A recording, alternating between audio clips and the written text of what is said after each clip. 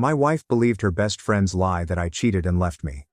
When the truth came out, it was too late to save the trust. I'm 35 and recently finalized my divorce from my wife Claire. We were together for 6 years and married for 2. Looking back, I think I should have seen this train crash coming. Honestly, the warning signs were there from the beginning, but I ignored them because, well, I loved her, or so I thought. Vanessa, Claire's best friend, was the label given to the flaws in our relationship. Have you ever met someone and immediately realized they had bad news? That was Vanessa. She was loud, self-centered, and constantly wanted to be the focus of attention. From the moment I met her, I felt like she was sizing me up, looking for something to use against me. But Claire couldn't see it. She saw Vanessa as her college ride or die, someone who had been there through it all. I thought, fine, I'll tolerate her because she's important to Claire. But Vanessa understood how to push buttons. During our wedding planning, things began to go wrong quickly. I proposed to Claire after 3 years of dating. We were already living together at the time, so it felt like a natural progression. She was ecstatic, as was I at first. Then Vanessa poked her nose in. It started little. She disliked our color palette, describing it as very plain. I let it go because nobody cares what colors we choose. Then she complained about the food, claiming that we needed vegan alternatives because half of the visitors would likely prefer them. There may have been 2 vegetarians in total. And then she insisted on walking down the aisle first, ahead of the bridesmaids. Yeah, you read that correctly. Vanessa wanted to do her own stroll down the aisle. Her argument was this: I've been there through every one of Claire's breakups, every hard moment in her life. This day is about celebrating the people who stood by her, not just the marriage. I assumed it was a prank at first. Who truly asks for that? But Claire merely nodded along. I could watch her cave in real time. I attempted to step in. I advised Claire. Look, this is our wedding, not a stage for Vanessa to perform on. Your sister's already your maid of honor, and that's enough. Claire became defensive, claiming I was making a huge deal out of nothing. Meanwhile, Vanessa acted as if I had insulted her entire existence. Wow, she replied. I didn't realize your fiancé was so controlling. That hurt, but instead of standing up for me, Claire folded. It's just one little thing, she explained afterward. If it makes her happy, what's the harm? So Vanessa had her grand entrance. She walked down the aisle as if it were her wedding. I could feel my parents' sideways glances from the front row, but I just gritted my teeth and smiled for the photos. I assumed that once we were married, this kind of nonsense would stop. Vanessa will have less say in our lives. A big mistake. Huge. Vanessa did not, as I had intended, fade into the background following the wedding. If anything, Mom grew more invested in our lives. Claire and I would be talking about our weekend plans, and Vanessa's name would come up like clockwork. Oh, I already told Vanessa she could join us, Claire would add. Or as another example. Vanessa thinks we should check out this restaurant instead. It was as if we couldn't make any decisions without her opinion. I attempted to bring it up gently with Claire at first. I replied, I like that you have a close friend, but I feel like Vanessa's a little too involved in our lives. Can we set some boundaries? Claire became defensive again. She's my best friend, she explained. I can't just shut her out. You don't understand how much she's done for me. Perhaps I did not understand. I wasn't present during the college years, breakups, or whatever. But I did realize that Vanessa didn't respect me or our marriage, and Claire was too preoccupied with their friendship to notice it. I hoped Vanessa wasn't trying to undercut me on purpose. Perhaps she was one of those folks who couldn't take a step back. But deep inside, I believe I knew better. Vanessa did not like me, plain and simple. And the more she injected herself into our life, the clearer it became. I'm not sure why I didn't put my foot down earlier. Maybe I thought it wasn't worth fighting. Perhaps I didn't want to risk driving Claire away. But that was my error. By remaining silent, I allowed Vanessa to believe she had the right to intervene in our marriage. It was too late for me to realize how deep her claws went. After about a year of marriage, Claire and I had finally settled into a pattern. Work, dating nights, weekend binge-watching of TV shows. Things were not perfect, but they were good. Peaceful even. That was until Vanessa walked up at our door sobbing as if her entire world had fallen apart. It was Friday evening. Claire and I were going to make tacos and maybe watch a movie. I was about halfway through chopping onions when the doorbell rang. Claire went to retrieve it, and I could hear Vanessa screaming in the next several seconds. I looked around the corner, and there she was, clinging on Claire like a shipwreck survivor. She wore a duffel bag over her shoulder and had mascara streaming down her face. "He left me," Vanessa sobbed. "I can't do this alone." Claire brought her inside, giving me a look that said, "We'll talk later." I stood there knife in hand, feeling as if I had fallen into a nightmare. Vanessa flopped down on our couch, babbling about how her 2-year boyfriend had dumped her unexpectedly. Claire sat next to her, holding her hand and nodded sympathetically. I remained in the kitchen, trying to focus on the tacos, but when Vanessa continued her theatrical tale, I couldn't help but overhear. Apparently, her boyfriend Tyler had completely surprised her by breaking up with her via text, since he felt they were not compatible. Vanessa, of course, argued that she had been the ideal girlfriend, and Tyler was simply an emotionally unavailable jerk. "Do you have anywhere to stay tonight?" Claire inquired gently. Vanessa sniffled and looked at me in the kitchen before saying, "No. I can't go home to my parents. They'll just say, 'I told you so.' And all my other friends are busy. I didn't know where else to go." I could see where this was going, and I was not pleased with it. Sure enough, Claire turned to me. "Would it be okay if Vanessa stayed here for a few days? Just until she gets back on her feet?" What was I supposed to say? No, your best buddy cannot stay here, despite the fact that she is obviously a wreck. So I nodded and forced a smile. "Yeah, of course." At first I tried to remain patient. Vanessa felt heartbroken. I got it. Breakups are the worst. For the first few days, I stayed out of her way and let Claire handle her. However, by the end of the week, it was evident that a few days would stretch into who knows how long. Vanessa wasn't simply staying with us. She was taking over. Claire and I had carefully kept the guest room nice and organized, but it had now become a catastrophe zone. Clothes were everywhere, on the floor, on the bed, and strewn over the chair. Empty coffee mugs and takeaway cartons accumulated on the bedside. It resembled a teenager's room after a horrible breakup, only Vanessa was 34. She essentially lived in the living room, binge-watching reality shows at maximum volume and occupying the couch. I got home from work twice and found her spread out in her pajamas, eating snacks from a family-sized chip bag while watching a dating show. She didn't even look up when I went in. She just murmured, "Hey," between bites. The kitchen was not safe either. Vanessa wasn't a great cook, but that didn't stop her from using our pots and pans as if she were auditioning for a cooking show. The trouble was that she never picked up after herself. I'd wake up in the morning to find the sink full of dirty dishes and weird half-eaten dinners on the counter. I tried talking about it with Claire one night. "I know Vanessa's going through a lot," I told her, "but she's treating this place like a hotel. It's not fair to us." Claire seemed torn. "I know it's frustrating, but she doesn't have anywhere else to go. She just needs a little more time." "A little more time," I said. "It's been 2 weeks. How much longer are we supposed to put up with this?" Claire paused. "I'll talk to her." However, her actions were ineffective. Vanessa altered the script, portraying herself as the victim. "I'm sorry if my presence is such a burden," she remarked dramatically, her eyes welling up with tears. "I'll leave if that's what you want." Claire, of course, hastened to comfort her. No, it's not like that. We just want to make sure you're okay." It was infuriating. Vanessa knew how to influence Claire, and she fell for it every time. The final straw came roughly a month in. One Saturday morning, I walked into the backyard to gather some equipment for a DIY project I was working on. To my amazement, I discovered my power drill, saw, and other tools spread about the patio. Vanessa was seated on the grass painting a pile of strange wooden fragments in brilliant neon colors. "What's this?" I inquired, pointing to the mess. She looked up, unperturbed.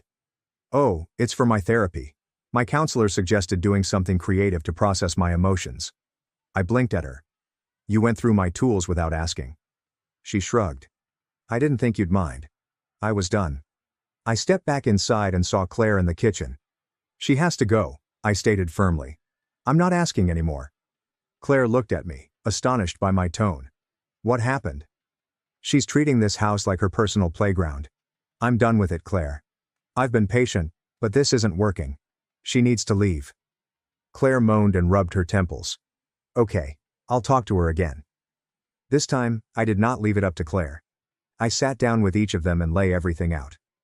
"Vanessa, we've done our best to support you through this, but it's been a month. This isn't sustainable for us. You need to start looking for another place to stay." Vanessa did not take it well.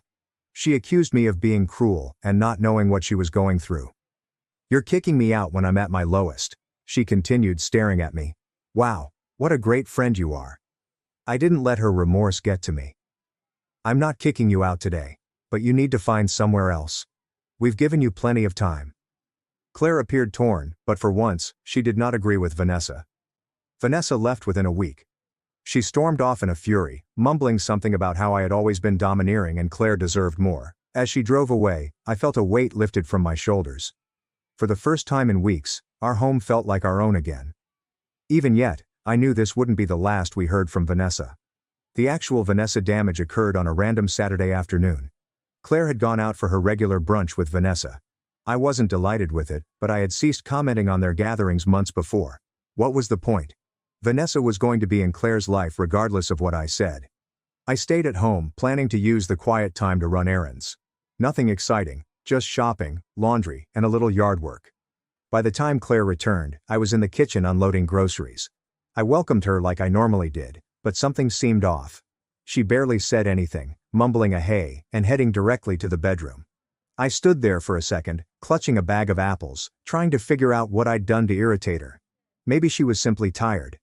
I shrugged it off and returned to putting things away. Claire remained distant throughout the rest of the day. She avoided eye contact, responded to my questions with one-word answers, and spent the majority of her time glued to her phone. I asked her several times if something was wrong, but she simply said, "I'm fine." Clearly, she wasn't. I assumed Vanessa had unloaded some of her typical drama, and Claire simply wanted time to process. That night, however, things became odd. After supper, she hardly touched her dish before retiring early. When I arrived later, she was curled up on the far edge of the bed, appearing to be asleep. I lay there staring at the ceiling, unsure what was going on. The next morning, I resolved to pursue the matter. "Claire, seriously, what's going on? You've been acting weird since you got back from brunch." She paused for a time, not looking at me before saying, "I need to ask you something and you must be honest." "Okay," I replied, feeling a knot form in my stomach. "What is it?" She eventually turned to face me, her expression a mix of rage and hurt. "Were you with someone else yesterday?" I blinked at her, absolutely disoriented. "What? What are you talking about?" Her voice became sharper. "Vanessa said she saw you in a parking lot. She said you were in your car making out with some woman." For a split second, I had no idea how to respond. I almost laughed because it was so unexpected. But when I saw Claire's serious expression, my surprise turned to frustration. "Claire, that's ridiculous. I wasn't with anyone, I was grocery shopping." "She described your car," Claire said abruptly. "She said you were wearing your brown jacket. She even knew the parking lot by that little strip mall near Main Street." I felt as if I was having a dreadful dream. "Yeah, because I was at that strip mall. That's where the grocery store is. I wasn't making out with anyone. I was buying milk and bread." Claire crossed her arms and glared at me. "Then why would Vanessa say she saw you?" That question irritated me more than anything. Not, "Are you certain she's mistaken, or is there a mix-up?" Nope. Just why would she lie? Vanessa's lying seemed preposterous. "I don't know, Claire," I responded, my voice rising.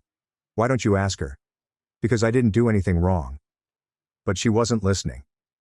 "I don't know what to believe," she said quietly, shaking her head.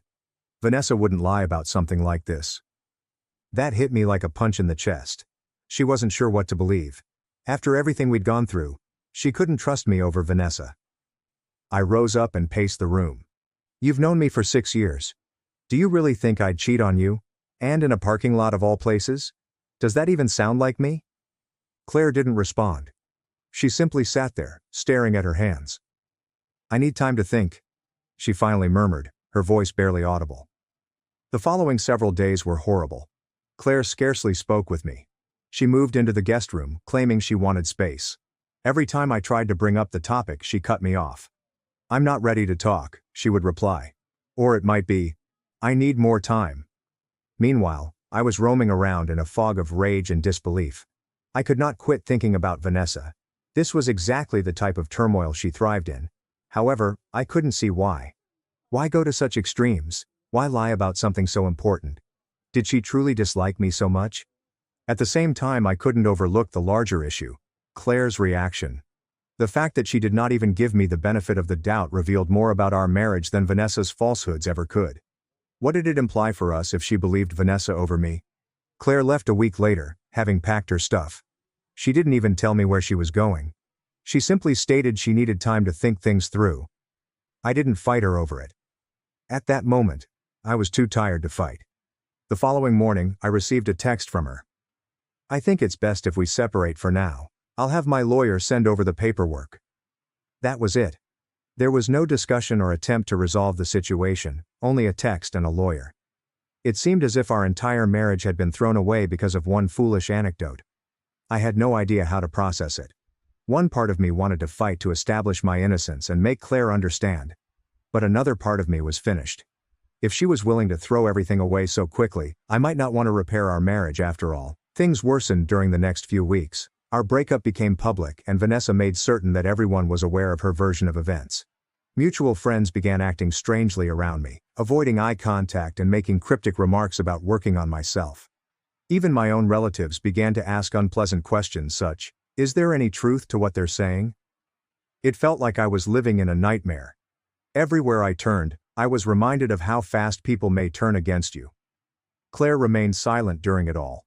There were no calls, texts, or attempts to reach out, only radio silence. At first I was furious, more so than I had ever been in my life. But as the days turned into weeks, the rage subsided. It was replaced with something colder and harsher. If Claire didn't trust me enough to have a talk, perhaps I didn't need her in my life. I wasn't about to ask someone who didn't believe in me. Allow her time to think. Let her remain under Vanessa's thumb. I had had enough of struggling for a marriage in which I was always second to her so-called best friend. If this is how things were going to end, so be it. 2 months after Claire left, on a Thursday evening, something unexpected occurred. I was minding my own business, scrolling through my phone while eating supper, when I received a text from an unfamiliar number. It began with, "Hi, this is Sophie. I know Vanessa lied about you. Can we talk?" I looked at the computer for a bit, trying to figure out who the hell Sophie was. The name rang a faint ring. Something about the party that Vanessa and Claire dragged me to a few years back. But why is she messaging me now? My immediate inclination was to disregard it, but something about the way she put it, "I know Vanessa lied about you," piqued my interest. I responded, "What do you mean? What lie?" Her reaction came almost immediately. "About the cheating, Vanessa admitted she made it up. I believe you should see the proof." The next day, Sophie and I met at a little coffee shop downtown. When I arrived, she was already sitting at a table near the window, fidgeting with her phone. I sat across from her, feeling a mixture of curiosity and horror. "Thanks for meeting me," she replied uncomfortably. "I wasn't sure if you'd even want to talk." "Yeah, well, here I am," I replied. "What's this about Vanessa lying?" She took out her phone and initiated a text exchange. "I've been friends with Vanessa for a long time, but after this I can't keep quiet anymore. You need to know what really happened." She handed me the phone, and I began reading. The messages between her and Vanessa were stunning. Vanessa. OMG, Claire has finally left him. She really believed me. LOL. Poor for. Sophie. What exactly are you talking about? Vanessa. I told her I saw him making out with a rando in his car. You should have seen her face. Priceless. Sophie. Please wait. Are you serious? Why would you do that? Vanessa. Because he's a controlling jerk and she's too stupid to realize it. I had to help her. I continued scrolling, my hands quivering with rage. Things got worse. Vanessa. It wasn't like their marriage would last anyway. Claire is so gullible that she will believe whatever I tell her. Please, Sophie. This is messed up. Vanessa. Whatever. She is better off without him. And I won't have to hear about her lovely marriage anymore. Gag. I couldn't read any farther.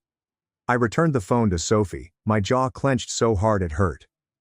She really said that? I inquired, my voice barely above a whisper. Sophie nodded, visibly distressed. Yeah. She bragged about it like it was some kind of accomplishment. I didn't believe it at first, but when she started mocking Claire for being too naive, I realized how twisted it was. I sat there, trying to process what I had just seen. Vanessa didn't just lie. She intentionally ruined my marriage, making fun of Claire in the process. She had twisted her best buddy out of pure entitlement and hatred. Why are you telling me this now? I inquired finally. Why not earlier? Sophie stared down at her coffee. I don't know. I guess I was scared. Vanessa can be intense, but I couldn't keep quiet anymore. It's not fair to you, and it's not fair to Claire. I captured screenshots of the messages and praised Sophie for coming forward. On the journey home, I couldn't stop thinking about the talk. I wasn't simply angry. I was infuriated. I'm furious at Vanessa for being such a manipulative, entitled piece of work. Claire is furious with herself for falling for it so quickly, and I'm upset with myself for allowing Vanessa to get away with it for so long. But more than anything, I felt validated. For months I'd been walking around with a cloud over my head, wondering what I could have done better. Now I could prove that none of this was my fault. Vanessa had set me up from the beginning, and Claire had played right into her hands. By the time I came home, my rage had subsided into something colder. I was not going to strike out or accuse anyone. No. I was going to do it the right way. First, I sent the screenshots to my lawyer with a brief note. This is what really happened, let me know how we can use it. I sat down and gazed at my phone, unsure whether to text Claire. Part of me did not want to. What was the point? She had previously demonstrated where her devotion lay, but another part of me believed she deserved to know the truth, even if it didn't alter anything. After a few minutes, I typed a message. We should talk. It's important. Her response was quicker than I expected. What do you want? I kept it short. I have evidence that Vanessa lied. Can we meet? You should see this. There was a long gap before she said, fine, tomorrow afternoon. Where? I recommended a park near her new residence. She agreed, and that was all. I did not wish to win her back. I was no longer interested in that. But I needed her to know the truth. If only to cleanse my name. Part of me wanted to just toss the screenshots at Claire and let her deal with it. But I knew I needed to maintain my composure. I didn't want her to think I was overly dramatic or upset about this. When Claire finally came, she appeared reluctant and nervous. She was wearing her typical casual outfit, a hoodie and jeans, but she lacked the confidence she used to have. She saw me and gave me a tiny wave before walking over. What's this about? She said, her arms folded defensively. I did not waste any time. I got out my phone, opened the screenshots Sophie had provided me, and handed them to her. Read this, I stated plainly. Claire glanced at me, puzzled, then accepted the phone and began scrolling. Initially, her expression was neutral. But, as she read, her expression shifted. Her eyes widened, her mouth dropped open, and she was pale by the time she heard the final message. She returned the phone to me with shaky hands. She lied, she said quietly, almost to herself. Yeah, I replied, attempting to keep my voice calm. She lied about everything. She made up the story about me cheating just to break us up, and apparently she thought it was hilarious. Claire sat down on the bench next to me and stared at the ground. I didn't know, she replied gently. I didn't think she'd ever. You didn't think she'd ever lie to you? I inquired, my tone harder than I intended. That's the problem, Claire. You didn't think. You didn't even stop to question it. You just believed her, and threw me under the bus. She flinched at my remarks, but said nothing. Do you know how humiliating it's been? I asked. My friends, my family, hell, even my coworkers started looking at me like I was some kind of dirtbag. All because you couldn't take 2 seconds to ask me what really happened. Tears began to fill up in her eyes. I thought I was doing the right thing, she replied. Vanessa's been my best friend for years. I trusted her. Yeah, well, that trust just cost you your marriage, I replied honestly. Claire glanced up at me, tears running down her cheeks. I'm very sorry, she murmured, her voice cracking. I didn't know. I swear I didn't know. That's the problem, Claire, I explained, my tone softening but still stern. You didn't know because you didn't even give me a chance. You trusted her more than you trusted me. And that says a lot about how you saw this relationship. We sat quietly for a few minutes, the weight of everything hanging in the air. Finally, Claire spoke again. I'll cut her off, she replied gently. I'll never talk to her again. We can fix this. We can go to counseling, figure things out. I'll do whatever it takes. I groaned and ran a hand over my hair. Part of me wanted to trust her, but the reality was that the harm had already been done. She had chosen Vanessa over me without hesitation. I don't think we can fix this, I admitted ultimately. It's not just about what Vanessa did. It's about how easily you believed her. How little trust you had in me. That's not something we can just work through. Claire began to cry harder. I was stupid, she said between sobs. I should have talked to you. I should have trusted you. Please, just give me one more chance. I shake my head. I'm sorry, Claire, but I can't. This isn't just about forgiveness. It's about trust. And once that's gone, it's almost impossible to get back. She kept crying. I almost felt sorry for her. Almost. But then I remembered all the nights I'd spent alone and wondered what I could have done better. All the pals that abandoned me because they believed Vanessa's lies. All the times I questioned my own worth since Claire discarded me so readily, and with that, my sympathies vanished. I think it's best if we both move on, I remarked, standing up. I wish things could have been different, but this is where we are now. Claire did not try to stop me, she just sat there, crying into her hands, while I walked away. I did not glance back. For the first time in months, I felt in control of my life again. Later that night, Claire texted me a long apology and begged me to reconsider. I did not respond. There was nothing more to say. Vanessa's deceit may have been the catalyst, but Claire's lack of trust was the true reason our marriage failed. And at this point, I was not interested in attempting to restore something that was already broken beyond repair. Instead, I sent the screenshots to a few mutual pals who had ghosted me. I didn't add any comments, I simply let the texts speak for themselves. Within hours, my phone were inundated with apologies and messages of support. One acquaintance wrote, "Wow, I can't believe Vanessa would do that. I'm so sorry for doubting you. You didn't deserve this." Another person added, "Let me know if there's anything I can do." It was good to feel validated, but I was not interested in rekindling those friendships. If they were so eager to believe the worst about me, they were no longer someone I wanted in my life. I didn't bother confronting Vanessa. What's the point? She'd already proved who she was, and I wasn't about to give her the satisfaction of knowing how much harm she'd done. Even though I had cut off most of my shared friends, I began hearing stuff from them a few days later. One buddy, Hannah, called me and said, "You're not going to believe this, but Vanessa's basically been blacklisted from our group." Apparently, once word spread about what she'd done, everyone began to distance themselves from her. Sophie shared the screenshots with a few others, and the story quickly spread. Vanessa attempted to defend herself, claiming that she was only concerned about Claire and that I was controlling and toxic, but no one believed her. "She's completely spiraling," Hannah exclaimed, giggling. Curious, I looked up Vanessa's profiles myself, using an incognito account, of course.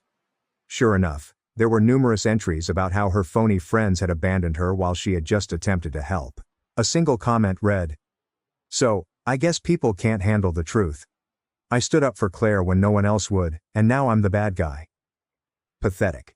The comments were not particularly sympathetic. Most individuals called her out, stating things like, "You didn't help anyone, you ruined a marriage. This is what happens when you manipulate people. Maybe take a good hard look at yourself before blaming everyone else." It was satisfying to watch her finally receive what she deserved. Meanwhile, Claire's life wasn't looking good. She moved back in with her parents after everything went down, and from what I understood, things were tight. Her mother, who had always been skeptical of Vanessa, was outraged when she learned the truth. A common friend told me about Claire's particularly heated dispute with her mother. Apparently her mother said, "You threw away a good man for a liar. How could you be so stupid?" She was harsh, but she wasn't completely wrong. Claire was trying to rebuild her life, but things weren't going well. Her attempts to reconnect with some of our former pals elicited mixed responses. While some people were willing to forgive her, the majority were not. They'd seen how easily she turned on me and didn't want to be in the same situation again. "She looks miserable," Hannah informed me during one of our few discussions. "Like she's trying to put on a brave face, but it's obvious she regrets everything." Several weeks later, Vanessa lost her job. Sophie, who still worked with her, texted me quickly, "Just thought you'd want to know. Vanessa got fired today." It turned out that Vanessa's reputation was catching up with her at work. People found out about what she'd done, and her co-workers began to shun her. She was always the sort to cause trouble in the office, but after this, no one wanted to deal with her. Her manager eventually discovered the tension and let her go, citing interpersonal issues as the explanation. I would like to say I felt sorry for her, but I did not. She had spent years manipulating people and wreaking havoc, and now she was finally facing the repercussions. My life continued to improve. One day, months later, I ran into Sophie at a coffee shop. We ended up speaking for a while, and she updated me on the newest gossip. "Claire reached out to Vanessa a few weeks ago," she added, rolling her eyes. "Can you believe that?" "What happened?" I inquired, really curious. "Well, Claire tried to apologize, saying she wanted to move past everything," Sophie told me. "But Vanessa just laughed in her face. She told Claire she was pathetic for even trying and that she was better off without her. I shook my head in amusement and bewilderment. Figures. Vanessa does not know how to accept responsibility for anything. Sophie smirked. Yeah, well, they're both getting what they deserve. Looking back, I can't say I'm glad things went the way they did, but I'm grateful for where I've ended up. Vanessa and Claire's toxic relationship was a ticking time bomb, and I happened to be collateral damage. However, they eventually destroyed each other, and I was able to go with a clean slate. It's amusing how life works sometimes. Karma does not always arrive immediately, but when it does, it hits hard. Claire and Vanessa learned the hard way, and I'm fine with it. They made their decisions, and now they are dealing with the consequences. I'm moving forward. I've created a life that brings me joy, surrounded by people who genuinely care about me. And that's the best retaliation I could have hoped for.